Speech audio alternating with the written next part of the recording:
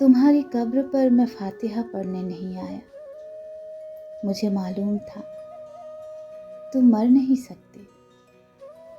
तुम्हारी मौत की सच्ची खबर जिसने उड़ाई थी वो झूठा था। वो तुम कब थे? कोई सूखा हुआ पत्ता हवा से मिलके टूटा था।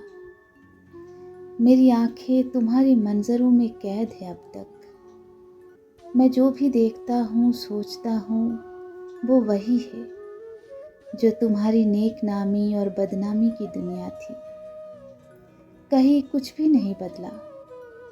तुम्हारे हाथ मेरी उंगलियों में सांस लेते हैं। मैं लिखने के लिए जब भी कलम कागज उठाता हूँ तुम्हें बैठा हुआ मैं अपनी ही कुर्सी में पाता हूँ।